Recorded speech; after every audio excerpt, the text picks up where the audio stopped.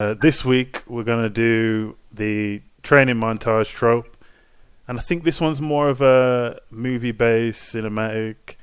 I suppose you guys might have some examples in certain books about how it can be done there. But yeah, just first off, as usual, we're going to start with the worst uses of the trope you've seen in any kind of media. Doesn't have to be physical training either. It could be, for example, back in the 90s, there were a lot of hackers in montages. They'd learn how to be like a really advanced kind of technologist in an evening, and that's always not satisfying. So who wants to kick it off? I have two, and I think they're cheating. Oh, okay. So I'm going to preface that by saying that. The first one, Batman versus Superman, woof, but it's the one where Bruce Wayne, multi-billionaire, has to fight a demigod, right? Superman. Mm-hmm. How does he do it? Superman has all of the abilities. He has fire, he has ice, he can fly, he can punch, he can do everything. Batman gets a tire and a hammer and just poof, smashes it. And that gives him the strength to fight a demigod. Absurd. Don't forget he's rich. Wait, what? Don't forget he's rich as well. He's rich. Well, that covers everything. Yeah, that's how else could he afford a tire? Yeah. The second one is Rocky 4, where Rocky has to take on a guy who is juicing and using technology and super strong. So how does he train for that? He runs in the snow and he chops logs. And that gives him the power to fight this guy. I feel ML Remy might have a pushback on this. I'm definitely pushing back on that one. I'm with you 100% on the first one, against on the second. As soon as you said Rocky, I knew it was coming. Yeah, that's why I said it's kind of a cheat, because he's already done the training in the first one. And like by the fourth, arguably he doesn't have to train. That's like a good point. No, that's not true. That's not true, because your opponent is who you're fighting. You know, and you're also age. So now you're getting older and your opponent is more skilled. Maybe he's even younger. But in this situation, he's trained with technology. He's using advanced things that Rocky either doesn't have access to or doesn't use. And so what does Rocky have to do? The only reason why he went over there is because the Russian came over to the States first. And so when he went to Russia, he didn't have a team. He didn't have a facility. He's like, hey, who's going to put me up? And they're like, well, we can put you here. Okay. So we're going to make do with what we got here. You know what I mean? And so, yeah, he's running in the snow, building his legs, right? He's like, he's lifting things that like you don't find, but you find this on a farm somewhere in Russia, and you're lifting these heavy whatever containers. Yeah. So, and also you have anger. This dude killed his best friend in the ring. That's a bad point. So you have anger, you have unorthodox training methods. That's an anime. So is that bias, or is it a good trope, or is that bias? He earned it. It's just you put him through these unorthodox tasks, and he went toe to toe with someone who had all these, streamlined, up to date, like resources. That is it's an underdog's tale. That is the story of Rocky, and that's why I say it's not the same, because I wouldn't say, Drago was a superpower in that sense. I would just say he was in a different class at that time. He was juicing, though, wasn't he? It's still, but when you're going against someone who, juicing can have one or two effects. You see what I'm saying? Yeah. But I would say, he was the underdog. Rocky was the underdog. Yeah. So 100%. It's definitely that, I wouldn't call it a David and Goliath, because I do believe Rocky, could stand toe to toe. But if he didn't have the death of his friend, and he didn't train in Russia, I don't think he would have won. Period. Okay. So Jamie, with that, do you just think it's a bit cliche then? Like, no.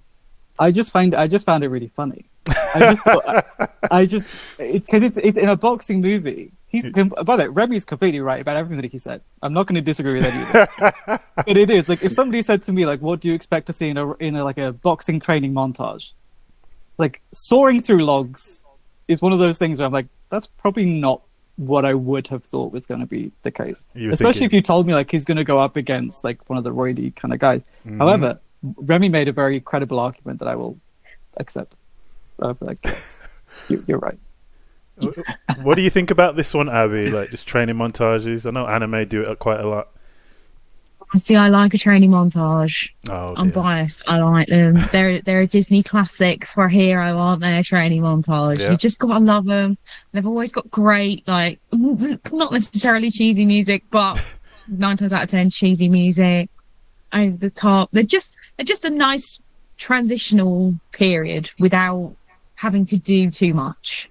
I think like it can be done incorrectly if Yeah. you spend too much time developing. Yeah. Sometimes you're just like, yeah, okay, we get it. You're going to go to a camp, you're going to get stronger, and you come back, and now we're going to kick ass. Love that. Fun. So did you like Mulan just- then? Like Mulan, that has a Oh. musical number. If anybody comes on this podcast and disses Mulan, I'm going to fall out with you. It's my favourite Disney film. No, I I love Mulan. She's I think that's so a cool. good that's a good example because obviously Yeah. she starts off really weak and then again it's got the benefit of being back in the 90s, so we haven't seen as Mulan, many. Hercules. That's a, No, it's So- another great one. I have one, G.I. Jane. okay.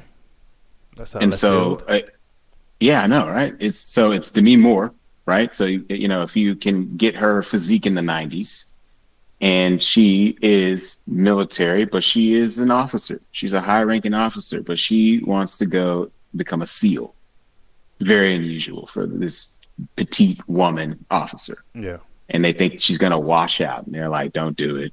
You know, but they have just changed the regulations allowing women to pursue any branch of military. And they say, well, we need a first. And so, of course, Demi Moore is like, I'll do it. And so the whole movie is her going through the Navy SEAL course with all these macho Herculean men, Yeah. right? And they are not nice to her.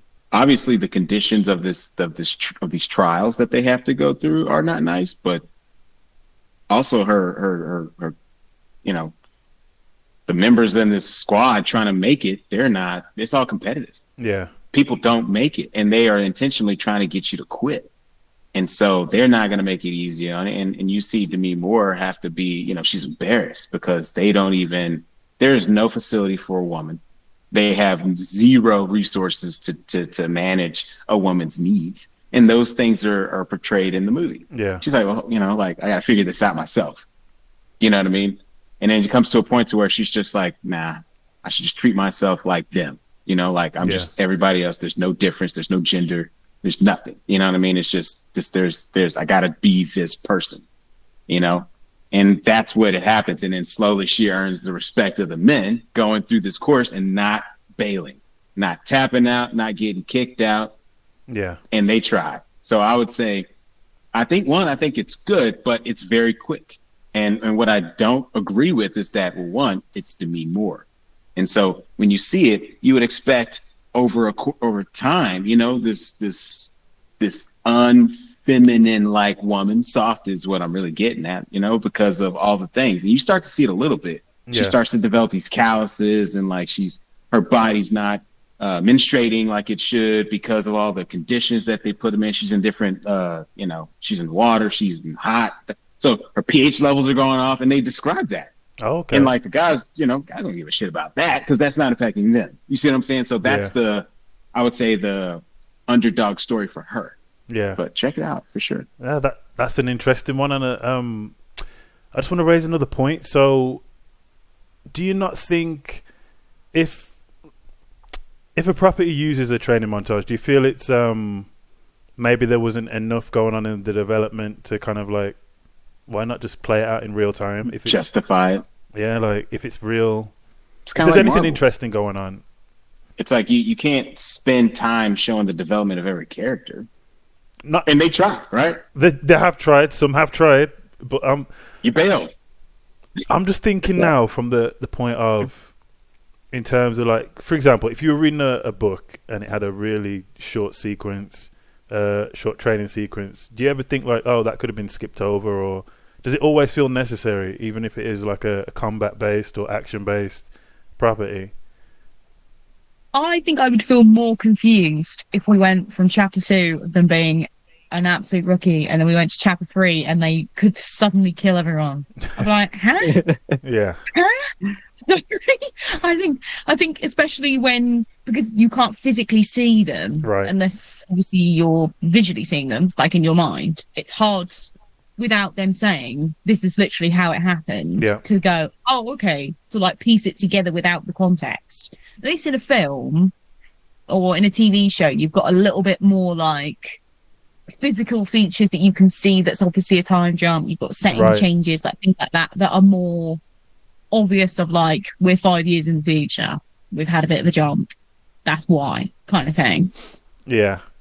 But do you know, because I know Jamie, you said earlier, you got a point on that one.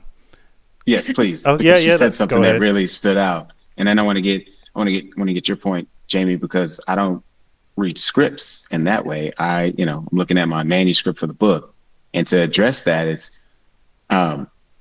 how do you make sure that your character is developing, knowing that your character has to develop quickly, how do you make sure that they develop well, right? And show the reader, you know what I'm saying? Because the reader doesn't want to be told. Yeah. When it's, when you're reading it. Because Abby made the difference between those two. It's like, it must be hard if you're going from chapter 2 to 3 and he's a badass, right? Yeah. And so what helped me is that I had my writing coach. He actually helped me understand that, because he didn't understand. He's like, well, why is he able to do this? And I'm like, because this. He's like, well, you know that, but you didn't write that in any way to suggest that he's capable of doing that. And that just it was a light bulb. And so I would say the solution to me was that you have to be vulnerable to allow other people to read it, so they can tell you, hey, I don't get this part. How are they able to be this strong? And then you have to make it, realistic. It's in this world. And it's like, because of this, it's this. And so, try to not, don't just tell them, well, it's because you have the secret blood that allows you to do da-da-da-da-da. Yeah. Nah. You know what I mean? Like, give him a reason to have to explain why his blood saved his life, in a sense. Yeah. Because something Jamie said earlier was it's cheating sometimes, like, because again, you're condensing a lot of the story. Jamie hates it, I'm sure. No, not at all. I was actually going to say the people who hate it, movie studios and movie producers, hate montages, and they will, every single time, every person I've spoken to that has worked in a studio, whatever, they will say the montage is the first thing that they try and cut out, because it costs so much money to film these little small segments in different places and all this stuff, whatever, all the different conditions and everything, changing the lighting thing. They don't like it, and you always hear stories where they cut it out and then it doesn't work without it, because there's too much of a gap in the quality of the person, whatever. Yeah. Most stories, when it comes to things like this, if you're telling a story of somebody that is developing a skill of some kind, if it's Karate Kid or Rocky, or even something that isn't sports oriented, like The Devil Wears Prada or something like that, where that character has to develop skills or whatever, you need to condense a lot of time into a short space, because it's not believable that Rocky is going to be, a master of boxing in a week. Yeah. You have to condense it, otherwise you can't do it. So I don't hate it at all. I think it is necessary more than it isn't. But I can tell you that if it's in a movie, the studios have tried to cut it and they just couldn't cut it. That's what happened. That's interesting, because it makes sense now that you're putting it like that. Yeah. Because also, I'll give you another montage that is, again, kind of cheating on the word training. Yeah. But if you think of, I'll give you two because they're the same movie, basically. Groundhog Day and Edge of Tomorrow, right? The whole thing is that they die and the loop continues, right? Yeah. They have to learn the rules of what they can and cannot do. Right. And it's the same thing. If you cut any of those montages out where Tom Cruise is dying repeatedly, that movie makes no sense. He's not just going to, he just wakes up, he's like, oh, I know what this is. Yeah. There's no story. Thank you for bringing that up, because that's I think that is probably the most overly used way where you have to use montages to help understand exactly why he is capable of being this badass when he wakes up for the first time. That you're spot on. So with that, are we saying there's a sign of like underdeveloped writing then if you're using that as a? Because I get what you're saying, it's a tool, but like, is there an argument? Execution. Yeah. Execution. It's There's always execution. execution. Okay, but Did they nail it? But look There at it this are way. ways that you can do it Yeah, where it is just going to be, I didn't want to write 15 pages of character development, Right. so I've just shoved it into this. And you can do it that way. yeah, But in terms of like the movies that we're talking about, you've got to remember, like, they've been in development for like 12 years. They've had 112 drafts. So many people have been in and out of them. They've had focus groups and test screenings. yeah, It's, that's what I mean when I say that they cut the montage. So many montages have been filmed in reshoots because the test screening audience were like, I don't understand any of this, whatever. It's like, okay, we have to go back in and film the thing. That's quite It's- interesting. It's necessary so often because if you don't have it, it Yeah. just doesn't work. Because now that's making me think: is it strong enough if you can't kind of remove that and it still makes sense? Like, I get what you're saying in terms of the time lapse. Like, we need to show the development in a condensed way so the audience can follow. But I'm thinking, if the whole story hinges on that, is it a good story? That's a good question. My opinion, and Say yes. I'm sure Abby will have an opinion on this in like books and things as well. My opinion is if you can cut something out and it makes no difference to the plot or anything, I think 9 times out of 10 that thing should go. The only time it should stay is if you're doing like a comedy or something and it's the funniest scene in the movie or whatever. Obviously, keep it there. Yeah, But 9 times out of 10, if you can take it out and the story is fine, it shouldn't have been in there in the first place. good point. That's it. What were you going to I, say, uh, Abby? Because I saw you okay. react when I said that. I think they are important, as long as they're done properly, because context is so important. Like, if you pull out the whole context of the film and you still don't understand it, it's because you haven't got the context. True. So if you wanted to embed the context somewhere else, that's your own choice. But a training montage is a nice, quick, easy way to put in that context without having to spend extra budget moving things around to Right. develop other parts of the story. If you like how things are flowing Yeah. and you just need like a short, snippy way to get that info in, like learning a skill, then why not? Yeah. No, that's I a also good. think, just to add on to that, which I didn't think about until now, if you think of like the montages we've been talking about, most of them they represent the entire movie. The Rocky montage is basically the story of Rocky, right? Yeah, yeah. It's And iconic like, at this point. if you think of like, what I said about Edge of Tomorrow is the same thing. A guy who doesn't want to die keeps dying and then he has to learn not to die and whatever. And Devil Wears Prada is she has to learn to cope with this horrible boss and, adapt to the workplace. I think what we're saying is, if it is essential to the story, you will know it's essential to the story because it Yeah. will tell the story of that entire thing. And hearing you all, it's like we're saying all the same thing. It's just, if I were to break it down, using the idea of a montage is not negative, right? It's useful. It's whether it was used appropriately, right? And when it was used, was it a high quality use? You see what I'm saying? Because some people, I think that's the only way you can be lazy is if you didn't do the best you could and when you used it. I don't think using a tool made you lazy necessarily. And then I like what you said, Jamie, about, Rocky's entire story is his montage, right? It's broken out. But really, that's what we're talking about. It's about how long did it take for us to tell the story, right? Did we have to tell it really quickly? This particular piece of the story? Do we have to tell that piece did we tell it too fast? Yeah. Is really the question that we're asking. And if we did, what's that right pace for X amount of content? And that's based off of, honestly, it's based off the audience, because when you change the medium, it changes the audience. And therefore, you can't take a book and put it into a movie. You can't do that. Yeah. So just on that as well, would you say, because I get what you're all saying. You're all saying obviously there's a time and a place, and there are ways of doing it where it's not It doesn't feel like cheap or forced in any way. Oh wait, am I echoing on your side? It might be me. You did before. You did before, but you're out now. Yeah. So again, in terms of training montages, for you guys, what makes like a good training montage? Then is it the character failing at all? Do they have to fail, or do they have to be really good from the offset? Like how do you look at that? If you were a writer, you're in the seat, or you're coming up with a screenplay, like how would you format a training montage so it's satisfying to you, not necessarily the audience, just to you? I don't think a training montage works if they don't fail.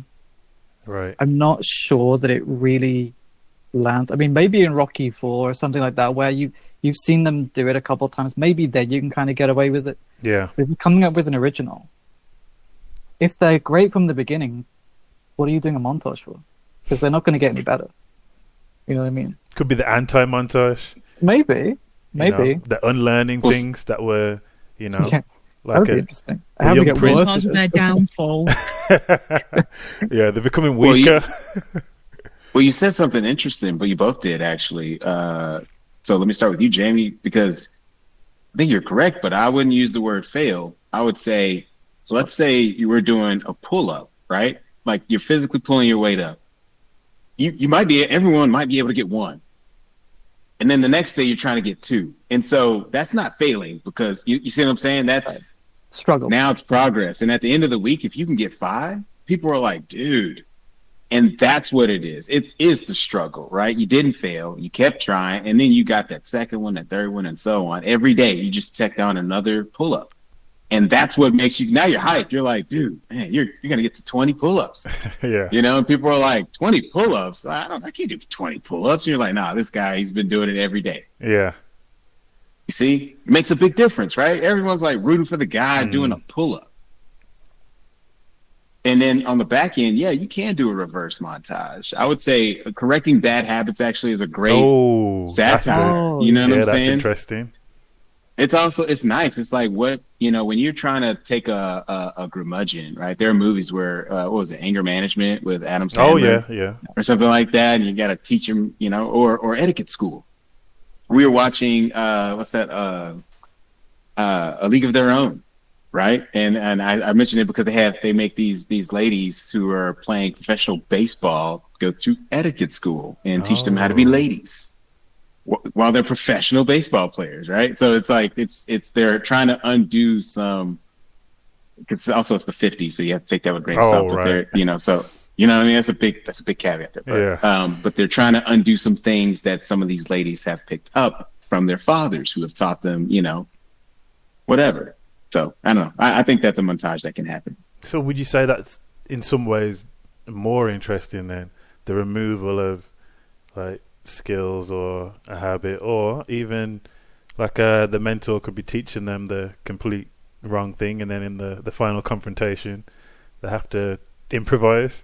So could the training montage be used as a red herring in a way? One more thing, and I'll let you guys answer that question, but think about it as like, how refreshing is it for some people to watch a cleaning video, something so dirty, and True. You just watch the whole process get clean, right? That's a good point. You'll watch it. You don't care about the thing that's getting cleaned. You don't care. You're more curious as to how the hell are you going to get that thing clean? I don't want to see it. You're like, well, damn. So there are products out there that'll get that clean. Interesting. I'm locked in for 2 minutes though. Yeah, of course. Like, it's satisfying for some reason, but is that more of like a human thing where we just like seeing the process of going from A to B, so we don't have to fill in the gaps? Maybe. Yeah, I would say so. I would say so. It's you want to believe them? Yeah. Is this true? Oh, okay. So Progress. Yeah, so just on that human then. nature, isn't it? It's human nature and human development. People like to see people either succeed or not succeed, and it makes you feel more human when other people fail. It's okay to not win every time. It's linking back to the human element of trial and error. Sorry, I can speak. It's making that character more relatable to you because they have traits that you have, not just being funny, not just being gorgeous, or, you know, they've got a skill that you have, or it motivates you as an individual to improve on a skill that you have. It's okay to fail, like that sort of side of things overall. At what point do you think it becomes like toxic though, and we get into like struggle culture, hustle culture, that kind of thing? Does it reinforce those ideas that you have to suffer? No more than life, I think. That was very dark, Jamie. It was well placed. I think that's the point, though, isn't it? Like the whole point of, as Abby said, like the whole thing about like the training montages, it humanizes them. It humanizes them. So you can have a Rocky, you can have a Batman, you can have a Spider-Man, or whatever, and they might be these really heroic, brave people that we don't connect with. We're not. I would imagine the amount of people who have the exact same circumstances as Bruce Wayne is very remote in real life. How many billionaire orphans are actually out there, like, you know, fighting crime? Doesn't happen. Mm-hmm. But if you watch him on the ice in Batman Begins, trying to learn to fight and trying to do this thing, and he's struggling and struggling and struggling, and he gets it right, then you think, oh, I relate to that. He's a guy who will not give up to do what he wants. It's an aspirational kind of achievement. I think what I would say about when does it become toxic and hustle culture and all those things, again, it's execution. I think if you're seeing the story of like a Wolf of Wall Street guy, and the movie is presenting it as, look how great this guy is, screwing everybody over and making money from it. Look how amazing he is. Yeah. And I would say that's where it gets toxic. But generally, a tool is not toxic. It's how it's used is what makes it toxic. Yeah, that's a good point, actually, yeah. But again, is it... I suppose what I'm trying to say is, has it been done so much that, like, when we see it, it's predictable, or, like, I'm talking in recent times. Have you seen it done in a refreshing way, or is it always the same thing? Like, oh, we see them struggle a little bit, and it's very kind of formulaic, and then we get to the final confrontation, and we see them use the skill that they're practicing. Like, do you just feel is there any fatigue? In action and sport culture, they're very common, aren't they? Because, again, you have to get good at the sport. Nobody's born good at sport, and you're not born to be an assassin. You're born to be a normal person. So, in those situations, they have to be there. They just physically have to be there. It's not one of those things that's like, oh yeah, I woke up one day, got jabbed with this thing, and now suddenly I'm a superhero assassin. Like, there's no sort of detour around the montage. Like, genetics can help you. Yeah. But that's why those tropes exist. Because, you know, that's the formula to get the result that you want. It's just how you execute it. Again, that seems to be the common theme today. But again, with a lot of these tropes, it is about how you use it. But Jamie, were you going to say something on that? I was just going to say, I think like the question of is it too predictable, it depends entirely on the concept. Because if you think of a training montage, we've seen the Rocky one. That's the classic one. Mm-hmm. We've seen it in Dodgeball, where they're dodging wrenches. We've seen How to Train Your Dragon with dragons. It's in like so many superhero movies with superhero cool runnings with the bobsled. Oh yeah, thing. It's in so many movies in different ways that as long as you're not just copying what somebody else did, I don't necessarily think it's going to be predictable in that sense. What do you think on that, Remy? Is there any fatigue there, or do you still like a good training montage? I don't think I'll ever not like a training montage. I think it's one of those nostalgic things because, again, people like progress. They like seeing the underdog achieve the thing that they put in the hours, the work, the sweat, tears, whatever. Yeah. They want to see that. Even if they fail, they still want to see the progress that they made. And then they can say, dude, you failed, but look how much you can do now.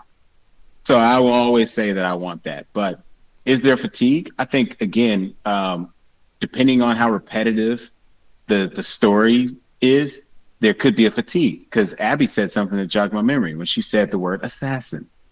Any type of assassin montage, any type of assassin story, they show a child training montage. Yeah. That to me, I feel like we've done it, because they even took it into Marvel with the Black Widows and stuff like that. And I'm like, no, thank you. I feel some type of way, and they only do a glimpse of it, so it shows you, and it gives you the perception that we've had them for a long time. Yeah. So it gave them time to learn. That I think is a cop out. Yeah. You know what I'm saying? Because it does take humans a long time to be perfect at something. Not that we're ever perfect. True. And so I think it's lazy when people skip time or don't take the time, because certain parts of their childhood, if they were going to go that far, it needed to be told. So if anything, the first season should be when they're 10. The second season should be when they're 18. You know what I mean? All right. So you can at least have a whole season where you saw their progress for their 10th year versus their 18th year. Okay, so I've got a strange one. It's not necessarily a training montage, but do you all remember Lion King, where he just turns into an adult? Like, we don't really see what happens in between. We get the song, we get the moments, we see them walking on the log or whatever, and next thing you know, Simba's an adult. I love that, actually. I thought that was a very simple, because that's actually true. Animals age fast. You're thinking about a human. Oh, come on. You see what I'm saying? Think about it. Literally, he actually didn't age fast. That's actually normal. You're talking about in how we were shown him aging fast, but it went over the course of a season. And in a season, he grew into a male lion, which was the mane and all that stuff. But you could see he was, I think it was over like 2 years or whatever. But it was like you could see that growth, and I liked it.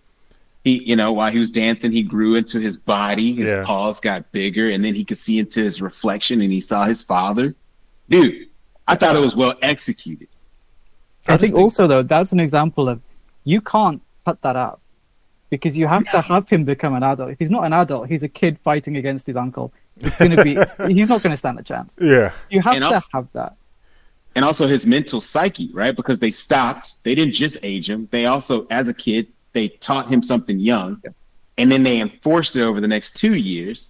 Hakuna Matata. Yeah. No, dude, like chill, relax. It's not that bad. For 2 years, that changes a person. No, it's true. It's the repetition of it. An animal. That changes an animal. I think maybe we've all got a little bit of that bias towards, obviously, it's a classic, and I'm not tearing down a classic, but I'm just saying, like, wouldn't there be a story in there, in that time where he's getting to a certain age? Isn't there anything interesting going on there that we actually needed to see? Do you know? All he really does during that period that the movie suggests is he just eats bugs with Timon and Pumbaa. It's like he's not really doing anything. He's so far from the all the action in Pride Rock and all that stuff. I think that's what I'm saying about, if you can cut it out, it should be cut out. Yeah. Because the whole plot of that movie is about him, embracing the role of the king and his father's legacy and all those things. When he's there with Timon and Pumbaa, he's not doing anything towards that. Yeah. He's just so far away from it. That's what Hakuna Matata does so well, because it covers that time span. True. No worries. Well, but also it is true to the animal kingdom. Again, they take their stories, or authors take their stories from real life, right? So studying the habits of a pride, that's exactly what happens. Them being what they are, their biggest chances of dying is as a cub, but he overcame it by finding food. That's the key. But as he grew, he had time to, because of the area that he was in. Yeah, there wasn't a predator that would have seen him as, I need to take him out before he gets too big. That was the whole thing. You see what I'm saying? Because everyone that was in his area were afraid of him. And so, he had already, at least they were aware that, oh, that one, no. He already has fangs or teeth. What? No. And so it took these two friends to say, no, he's cool. He could stay, And now he definitely grew too big for any other predator outside of a lion, you know what I mean? Or actual elephant or whatever, but to take him out. And so I see that as oh, that's great writing. You really just used what's natural in nature. Yeah. But you told your own story, right? So that's why I agree with Jamie again. It's like you didn't need to tell the story of a pride and why this makes that's. If you want to do that research, knock yourself out. But the author already did. No, that's it. That was also for children, guys. Let's not make this overcomplicated for the hold children. Hold on. Just hear the nice song, and he's got a little bit bigger, and they're like, "Oh, he's grown up now." Like kids don't need to know about all the logic. They're just like, "He's big now." No, you know what? That's fair. Fair to say. But I'm just thinking in terms of, I'm trying to think of an example where it didn't need to be there, but it actually added to it. So it's like it works with and without, because I agree with what you said, Jamie, that if it doesn't change the story in any way, then remove it. But are there any examples of like even a montage that's been added and it works? It's more of an addition, like more like the cherry on top rather than like a core piece of the property. Because that's something I'm thinking about. Because I understand it as a tool to get from, you know, this time or this version and show the character development. But are there any times when it's used as an addition, not necessarily as the core? Because like you said in Dodgeball, they needed to get good at Dodgeball, see the progress. Yeah. But at the same time, there are other ways they could have done that, where they could have just done more days in the gym. And we see like maybe a 5-minute scene of them in the gym training, and it's not a montage style, but we get more of those longer scenes. I'm going to go back to The Devil Wears Prada, because I do genuinely love that movie. Yeah. There is technically 2 montages in there, right? There's the one in the first act where Miranda keeps throwing stuff on her desk and she has to get good at doing all the errands and things. Yeah. And that one, I think you can't cut that one out, because you need to see her adapting to it. Right. The second one is at the end of the act turn, at the end of the first act, when she goes to Nigel to get the makeover. Technically speaking, we didn't need to see her trying on all the different outfits and going all around New York. You could theoretically cut that out. Yeah. And just have it go straight from that to when she walks in her new outfit and Emily's like, you know, screw you, whatever. And you could technically do that.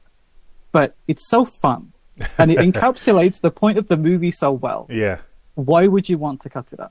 Yeah. That's the only example of that I can think of.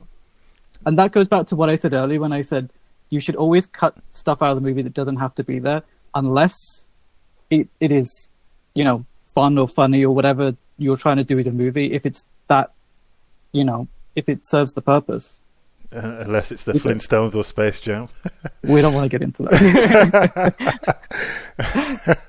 I've got a controversial montage that you probably can't. Oh, but they've kept it in for impact. It's not a training montage, but it's the beginning montage in Up of the story of him and his wife together. That's interesting. And then seeing that he no longer has his wife anymore. Yeah. It is a beautiful montage, one of the most incredible montages ever. I'd be devastated if I knew that had been cut out. Yeah. But for context, you don't massively need it. That's true. You could figure out that he lost his partner. You don't need it. But yeah, there could have just been a picture frame or something like that on the side, maybe. That would have been. But how do you explain? How do you explain that he didn't cash out on that house then? You know what I mean? Like they're building around this dude and it looks terrible. Like they destroyed his neighborhood. Why are you staying in this house? Take the check and leave, old dude. Like you have bigger needs. Yeah. They literally try to put him in a home. Not of his accord. Yeah. And so how do you describe his tenacity in trying to maintain what him and his significant other that you've seen in pictures have built? Yeah. You gotta have it. And I agree. I actually agree that you could take that out and the movie works just fine. Like in a sense, right? But it's like, does it give you the still heart, you know, feels that it was meant to inspire as you to don't why get the attachment as strong without it. No. The whole point is to build the attachment and feeling more empathy for him than you would without it. Right. But you would still feel a level of empathy, just not as strong without it. I think if it was anyone other than Pixar, they would have just cut that out and just be like, at some point be like, oh, when I was, you know, when my wife was alive and we always used to want to go, and it would just be some exposition dump in the middle of the movie that they would just throw in there. No, that's true. Oh, two things. One, remind me, what do you guys think about the Star Wars, you know, just the page of exposition, just a wall of text. So keep that one because it helps people who, you know, weren't born in that era, to be clear. Yes. It helps. So that's my statement on that. You mean in the future? Sorry, in the future. Yes. People who weren't born in the future? People weren't born in the future. Yeah. And then my example would be, have you guys seen the movie Most Wanted? Angelina Jolie and it's got. Is that where they curve the bullets? Yep. Yeah, I've seen that. That's it. It's quite interesting. Yeah, I would call it interesting. Yeah, sure. It's hold on. No, it's called. Hold on. It's the Wanted. It's just Wanted. That's all it is. Yeah. When I say Most Wanted, I'm thinking about Need for Speed Most Wanted. That was my game in 2005, by the way. But so Wanted 2008 is what I'm talking about with James McAvoy, Angelina Jolie, Morgan Freeman, Chris Pratt, even. And so what I'm bringing up is those two critical moments in his training where he has to learn to bend the bullet, curve the bullet, right? Which I'm like, everyone wants to know how the hell you do that. You can't do that. Yeah. You can't really, right? You know what I mean? Like they try to make guns to try to do that. It doesn't work. And then there's another situation where he's trying to get faster. So you see him like stick his hand into this, it's a ancient paper making, huge printing press. Yeah. So it has like these speeding needles and dials and things like that. But it's also, I think it's yarn. It's like a yarn making factory as well that they're held up in as assassins, by the way. So it's a whole thing. It's a crazy film. This old school.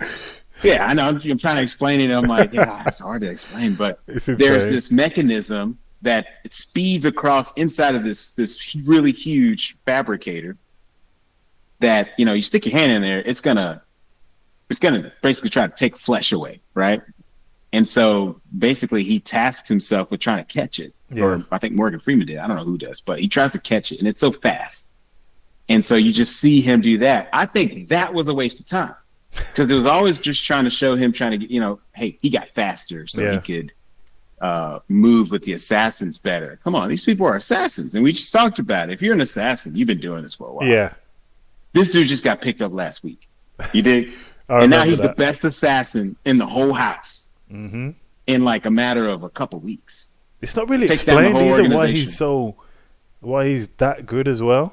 Like they tried, and they said it was his, people who have, who's like basically they're like manic, and they have this, their blood pressure rises and they have to act. It's like having a really robust ADHD where you're just things slow down, fight or flight. Now you can control it, and that was the whole point. It's like now you need to learn how to control your flight, reaction. Your reaction. And so, but back to curving the bullet. Why you can't check? The montage there was Angelina Jolie had to stand in front of the object that he was trying to hit for him to actually get it right. Yeah, because he didn't want to hit her. You see what I'm saying? Mm-hmm. And that was the only way that it was able to work was like, no, you got to believe. And he's like, yeah, but this doesn't work. And like, sure enough, it doesn't work. And she's just like, okay, well then kill me. And he's just like, I don't want to. Abby, you have to see this film. It's it's hard to explain. But I'm listening to Remy explain it, and I'm like, I'm not fully following it, but I'm following enough of it that I want to see it. Yeah. Let me because I tried to describe these moments, but I didn't even describe the movie. Concentration about fun. As soon as we started talking about putting our arm in a yarn press, I was out. Peace out. Okay, let me start over. That was when I got in. Was when Remy suddenly went, oh, by the way, they're in a big yarn factory. Anyway, and he's kind of, I was like, oh. I'll do this in 60 seconds because I had to start with the synopsis of the film. But it's an average Joe. He works in an office. He is being cheated on. He knows he's being cheated on with his chick at home by the dude in his office. Like he is that pathetic. It's freaking Chris Pratt that's cheating on his girl against him. That's how it is. But anyways, he's in this grocery store and he gets shot at. And he's saved by Angelina Jolie. And Angelina Jolie saves him in a very badass way, by the way, right? Gets him out of this grocery store, and he's just like, okay, what's going on? And she's just like, so you're the son of some badass assassin, and now they're trying to kill you because they think you're going to become some badass assassin and avenge Jamie hates assassin. I don't. Right? I love it. but how they get him... The absolute weasel of the gang is obviously really a super badass because of his DNA pool. What a fine surprise! Exactly. and so, but they say, your dad's badass. They took your dad out. Now you got to step up and be as badass as your dad and take out the people who took out your dad, right? So that's how they get him. But then this assassin keeps coming for him. And so at first he's just like, let me out at the corner. I'll be fine. And then he gets shot at again. And so now he's rethinking things. He's just like, okay, why am I being shot at twice, right? And also, my life does suck, but he just like loses it. He has a conversation with Morgan Freeman, God. And God tells him, he's just like, hey, look, you can either be a pathetic piece of shit or you can come hang out with us. Hold on. I just realized something interesting. It's basically Neo the Matrix, but not as interesting. Yes. Yes. The world is as it is. There's no red or blue pill. Then a film that has no overall moral conversation at all. It's like, I just realized, as you're describing, I'm like, wait a minute.